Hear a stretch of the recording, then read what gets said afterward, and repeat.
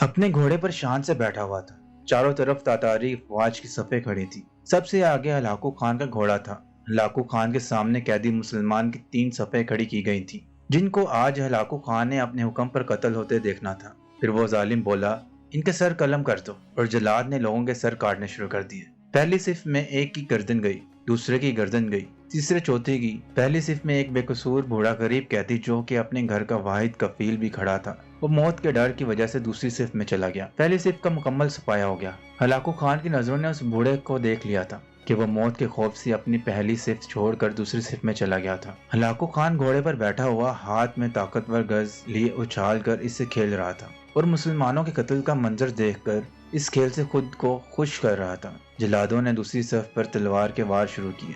गर्दनें आन की आन में गिरने लगी। जल्लाद तलवार चला रहे थे और खून के फवारे उछल उछल कर जमीन पे गिर रहे थे। उस बूढ़े बाबा ने जब देखा कि दूसरी सिफ के लोगों की गर्दनें कट कर उसकी बारी बहुत जल्द आने वाली है, तो वो भागकर तीसरी सफ में खड़ा हो गया। हलाकू खान की नजरें बूढ़े पर जमी हुई थी कि अब तो तीसरी सफ आखिरी है, उसके बाद ये कहां छुपने की कोशिश करेगा। उस बेवकूफ बूढ़े को मेरी तलवार से कौन बचा सकता है? मैंने लाखों इंसान मार दिए, तो ये कब तक बचेगा? तीसरी सिफ पर जलादों की तलवार बिजली बनकर गिर रही थी। हलाकू खान की नजरें मुसलसल उस बूढ़े पर थी कि वो कैसे बेचैन होकर मौत की वजह से बेकरार है। तीसरी सिफ के इंसानों की गर्दनें गिर रही थी। जलाद बिजली की तेजी से उस बूढ़े बाबा को पहुंचा तो हलाकू खान की आवाज गूंजी, रुक जाओ, इसको अभी कुछ ना कहो। बाबा बता, पहली सिफ से तो दूसरी सिफ में भाग आया, जब वो खत्म हुई तो तीसरी सिफ में भाग आया। बाबा अब बता, पीछे तो कोई और सिफ भी नहीं, अब तू भाग के कहाँ जाएगा? अब तुझे मुझसे कौन बचाएगा? उस बूढ़े ने आसमान की तरफ देखा और कहा, मैंने पहली सिफ को इसलिए छोड़ा कि शायद मैं दूसरे में बच जाऊं, लेकिन मौत वहां भी पहुंची।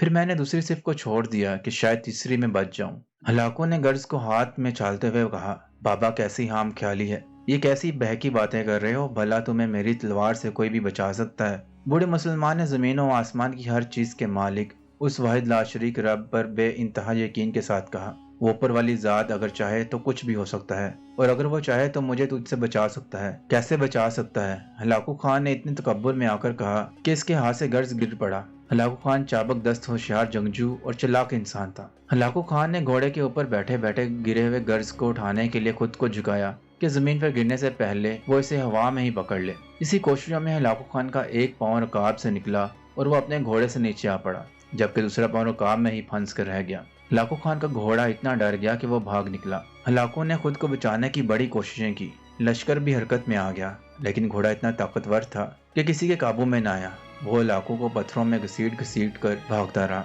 यहाँ तक कि हलाकू का सर पत्थरों से पटक पटक कर इस कदर लहूलुहान हो गया कि इसकी रूह चंद ही मिनटों में अपने इस तकब्बुर भरे वजूद को छोड़कर जहन्नम रसीद हो गई।